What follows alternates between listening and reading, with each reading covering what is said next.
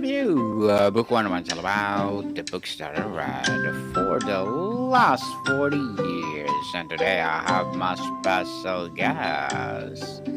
She's the author of the book Flirting with Disaster Through Travel Tales of Fear, Failure, and Faith. No other than Miss Angie Orth. Hi. Welcome, Miss Angie on Book One Review. And can you please introduce more about yourself that I miss? Sure. My name is Angie, and I live in Florida. And for the past 20 years, I have been a writer and a blogger. And I started out working in public relations agencies in Atlanta and New York. And I found that the travel accounts that I worked on were the ones that I liked the most. So that sort of started me on this journey of wanting to be on a journey all the time. So after, I don't know, almost a decade of working in PR agencies and telling the public how to travel and the best places to go and how to do it safely and budget friendly, I said, I need to take some time. I had no time in my very busy, crazy job that I loved, but also didn't really have time to travel, which I also loved. So I decided when I turned 29 that I was going to spend that whole year from 29 to 30 traveling around the world by myself and doing the things that were on my bucket list and sort of releasing myself from the constraints of having a real job. And so I did that for a year. I saved money for years and years, and eventually, when I turned 29, I said, "Okay, I'm doing it." So I quit my job and I traveled around the world for a year, and I wrote about it on my blog, angieaway.com. And when I came back, so that was 2011 ish, and when I came back, my blog and other blogs had kind of started taking off. It was the dawn of Instagram happened while I was on my travels. So that whole beginning of travel influencing, I was just right there at the beginning of it and had been going all over it. So I said, I'm gonna keep doing this. And I started taking on different accounts and different freelance writing and fast forward to all these years later, and I'm still doing it, just obviously in very different ways. I wrote a book about that year of traveling around the world by myself, and that came out last year. And now I host podcasts and I talk about travel on TV. So it's been a crazy adventure to go from PR girl telling other people how to do it to sort of PR girl now telling other people how to do it. But I do get to travel a lot more for myself now too. And thank you for that. And we salute you for more success, Miss Angie. And thank you for sharing your knowledge and wisdom to the world. So let's talk about your debut book. The flirting with disaster is evocative. What is that draws you travel that exists in the space between adventure and genuine peril? Mm.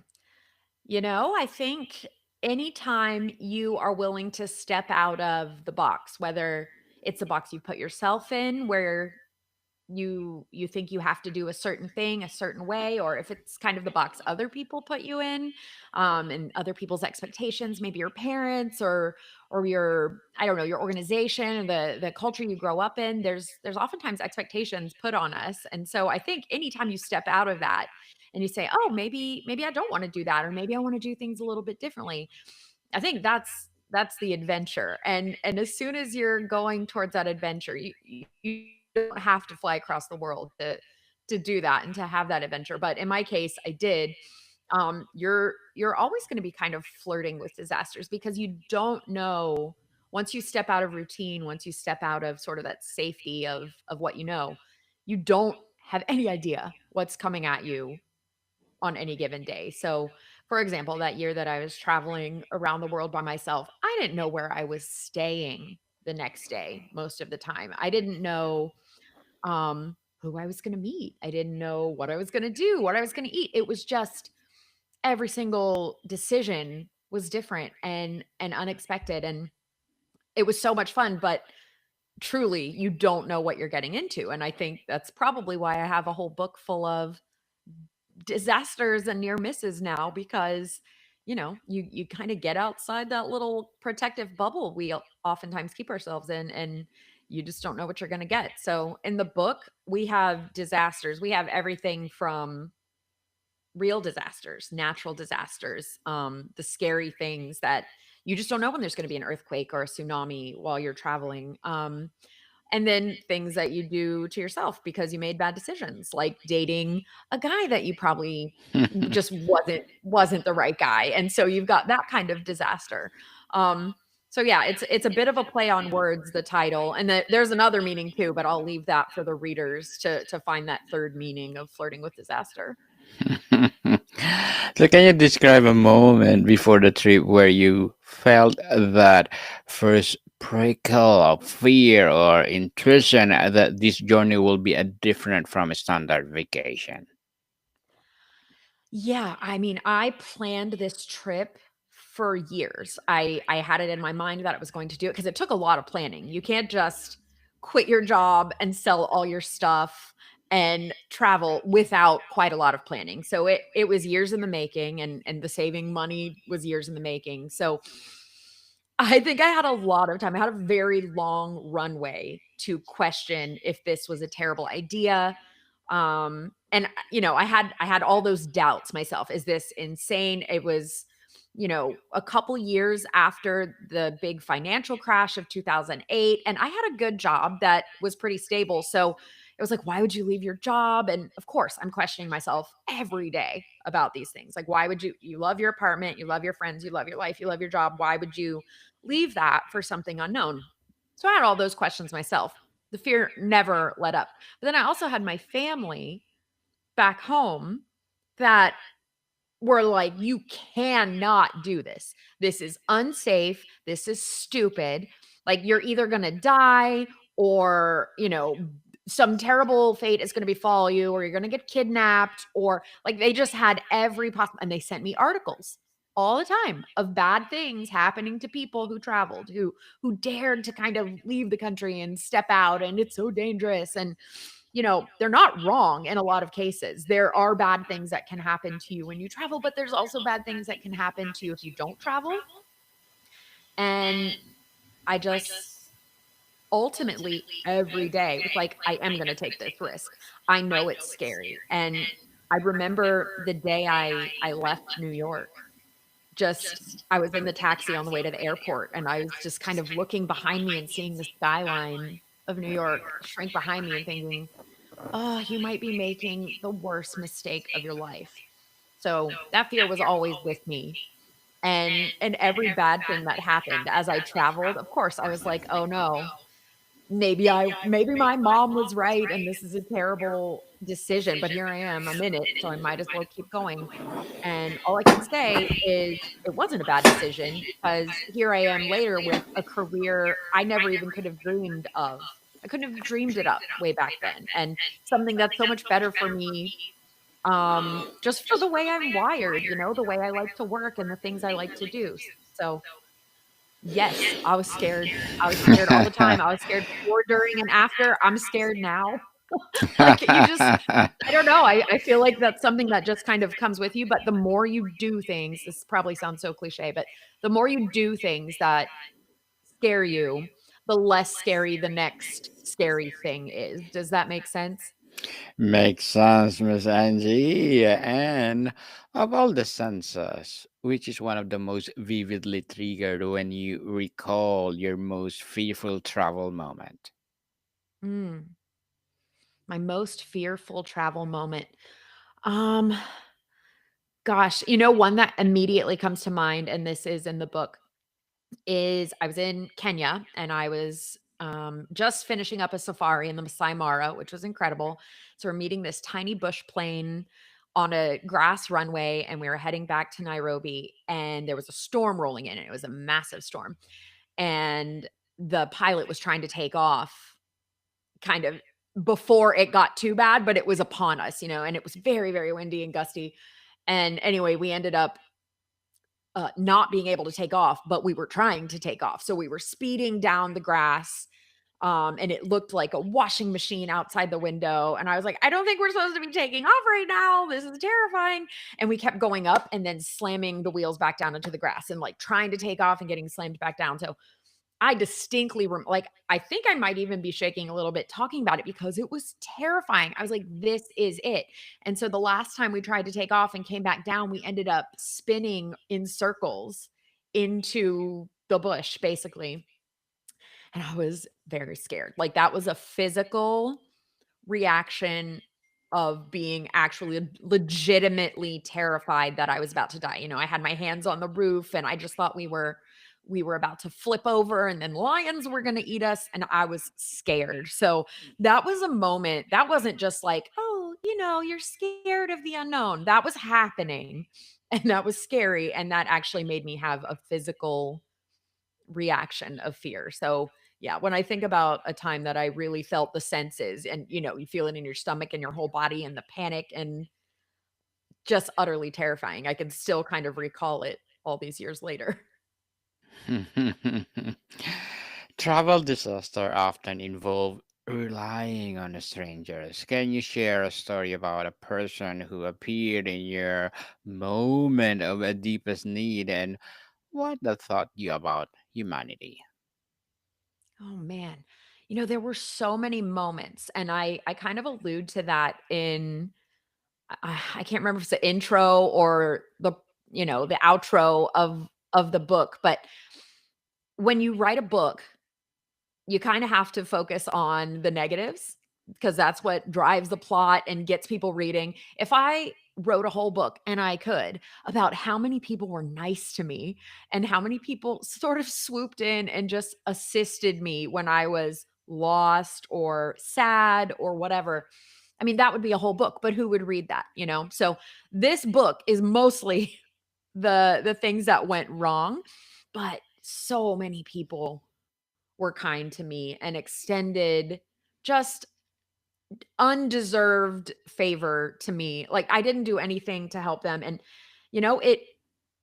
it really, I don't wanna say opened my eyes because I always believed it, but it just showed me again and again and again that most people that you meet out and about are good, and people are just everybody wants the same thing. They want a happy, healthy family, and they wanna be able to provide, and they wanna be fed, and so we're all kind of moving toward that, different ways culturally, but the good people in the world are moving toward that, and so I was really encouraged how many times I came across and still when I travel, people were so surprised, especially in 2011, to meet an American traveling alone.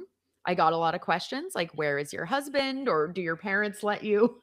And I mean, at that point, I was almost 30, and they're like, "I can't believe your parents let you do this." Americans don't often travel like this, and so people kind of looked at me as like a little zoo creature, as a little oddity, and they had lots of questions. Everybody thinks I'm from Disney World because I'm from Florida. So, we just go with it.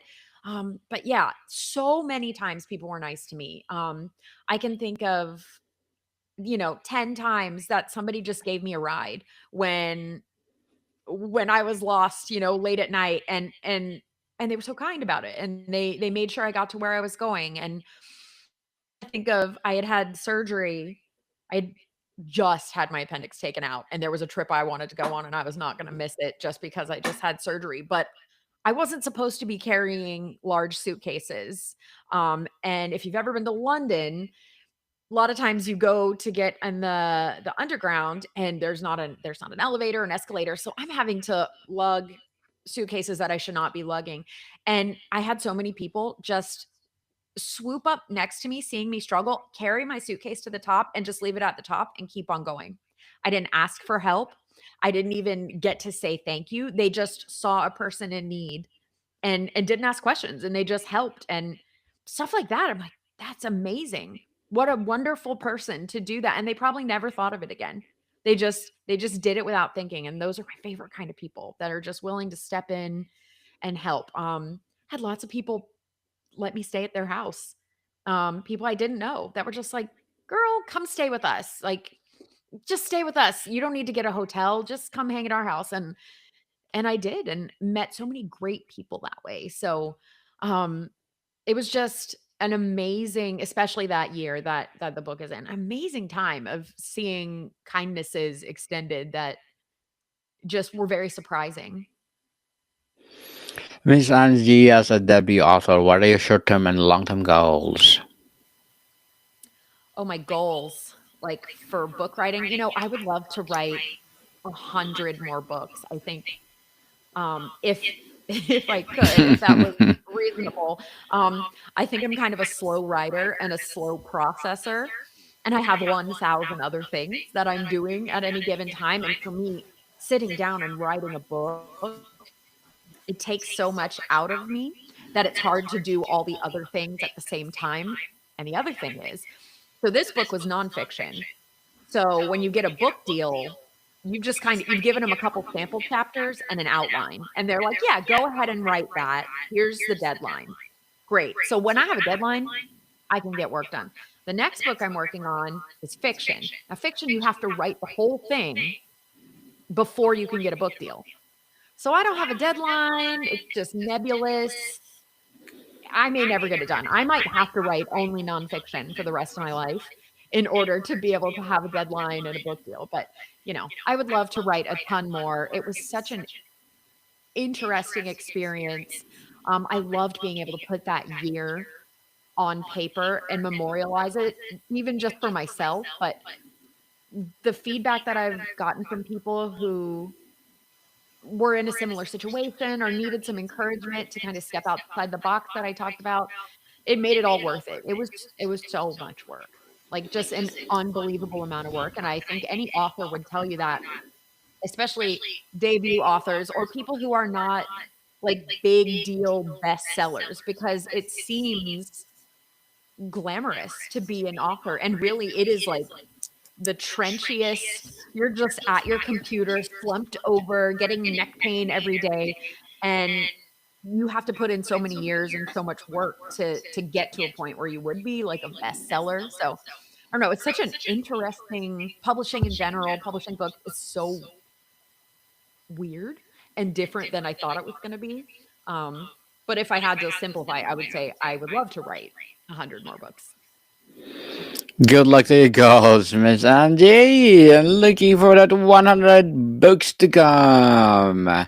And what would be your piece of advice for those people out there who want to be like you? Oh gosh, well, don't be like me, be like yourself. And, the thing I would say maybe that I do that would be helpful for other people to do, would be to question from a young age if the things you are doing in life, if the path you are following in life is what you want, is how you're wired, or is it something that is kind of being pushed on you? And an example I'll use for my own life is there was a real expectation, that, like, yeah, you're smart, you're going to college, but really what everybody wanted from me was to have a bunch of kids, like get married young and have a bunch of kids and not move out of the town I grew up in. And, you know, I was like, I always felt weird about it because, like, I didn't think that's what I wanted, but shouldn't I want kids and blah, blah, blah. Eventually, I questioned and found the path that actually made sense for me and was a fit for me. And all these years later, like, now I've adopted a child, love kids, don't have biological kids, but I did get married and I do live in the town that I grew up in. But it was a very long journey to get back to this point. So I just think, being able to question things and just make sure you're going down the road you want and not just doing what's expected of you. That would be, a way that people could be like me or emulate my path. And if somebody wants to be, say, a travel influencer, um, I would say there used to be 50 of us, and now there's probably 5 million people that would call themselves travel influencers. So, I would say forge your own path. Maybe don't do that because that's been done and that's been imitated. So what's the next thing? And I don't know what it is, because if I did, I'd probably do it. But um, what is the next thing in travel? What's the next thing in content? And figure that out, and don't just be the next Angie Away or the next Alex in Wonderland. There are as many different business models in this as there are individuals. So there's a lot of different ways to go about it. So just find what works for you, and don't be afraid to experiment. That's how I've gotten here. I've said yes to a lot of things that were stupid and failures, but that's how I found out that those things weren't going to work for me. So just kind of keep plugging away and know that there's not one formula and there's not one course you can take to be a successful travel influencer. That's just not a thing. And it's an industry that changes. Gosh, it used to be like every 18 months we'd have a real shift. And now I feel like it's way faster than that. So you just kind of got to keep going. And like I said, experiment, try new things, and be your own person. Don't follow somebody else's guide too closely. Thank you for that advice, Miss Angie. And can you please recommend a book or books that influence your journey? Oh my goodness. A book or books that have influenced my journey. Well, I hate to say it because it's so cliche, but right about the time I was thinking about taking my year off, I read Eat, Pray, Love, and the movie came out. And Hmm. I was really adamant in my journey that I was not having that kind of experience. I was not gonna go find myself. I was not, you know, I wasn't running from anything or whatever. But interestingly, what I did find is that if you are gonna go anywhere and do something different than what's expected, you are going to be transformed because whether you like it or not, whether that's your plan or not, because travel is transformative. And having unexpected experiences, it makes you resilient when things go wrong. And like, I saw a meme recently that said, You can't tell a girl who solo travels anything." And that's for sure, because nothing, I don't wanna say nothing phases me, but it takes a lot to kind of disgruntle me at this point because I've been through it, you know? I've been lost in a place where I don't speak the language, and I've been in situations where I was backed into a corner and I was in danger, and I've had to talk myself out of all kinds of situations.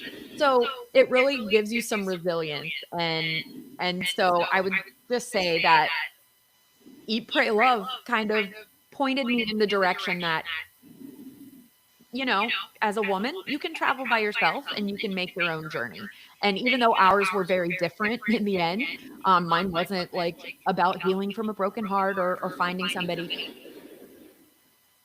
It was a good inspiration for me. So I feel like, yeah, you can find inspiration anywhere, even if it's not exactly what you emulate in the end. Well, thank you for that recommended book, Miss Angie. And before we wrap up our discussion for today, I'm inviting you to please do listen to my other podcast, people, because my abstract essay is already in fifth season. Abstract poetry in second season, and my book 101 review in fifth season too. Comedy 101 in second season, and my food 101 in fifth season as well. Geography 101 in fourth season, and my baby podcast Law 101 and mental health 101. Love letters in fourth season, as well as my movie 101 review and music 101 and science 101 and sex 101 in second season. Please listen to them wherever you listen your podcast. So, Miss Angie, having flirted with disaster so many times, what is your definition of a truly successful journey now? My definition of a successful journey. Yes, please. Oh gosh. I think there's a couple definitions. Probably making it home in one piece and uninjured is always a success. So I have a pretty low bar for success, but I always love it if I come home with good stories. Um and if there's still some money in my bank account, then that's pretty good, but more often than not there's it's in the red because I go on a trip and I just love to spend money. I'm like, "Oh, I'll never be here again. I'll never get to do this again. You only live once." So I just try to do everything. But yeah, and then just meeting people, maybe making new connections, and then coming home with stuff that I get to tell my readers and listeners about. I love to come back and tell a story and say, I just did the most incredible thing. A good example, I just went to Alaska and every day blew my mind with activities. So I haven't stopped talking about it. Bear watching in Lake Clark National Park blew my mind. There's just bears everywhere, huge bears, and you just get to be very close to them. So things like that. And I landed on a mountain in the snow and got to frolic around in the snow. And that blew my mind. As a Floridian, I don't get a lot of snow. So I just love to be able to come back and tell people this was worth it. This wasn't worth it. Here's a great, thing to put on your bucket list. Here's a good way to spend money. Here's a bad way to spend money. Or, even something like here's my favorite hamburger in Anchorage. Like things like that. So that's all very rewarding to me. And I feel like as a travel content creator, as a podcast host, I just a successful trip is when I come back with lots of stories to tell. Lots of story for sure, and thank you for those stories that you shared, Miss Angie. And looking forward for more those stories to come. So, can you please invite our listeners to support your podcast, your book, or whatever projects that you're doing right now? Yes. Okay. So my book is Flirting with Disaster, and it's available on Amazon and everywhere you buy books. I would love it if you check it out. I also did the audiobook for Flirting with Disaster. So if the sound of my voice doesn't stress you out, you can check it out that way. I also host a weekly podcast for AAA. It's called Traveling with AAA.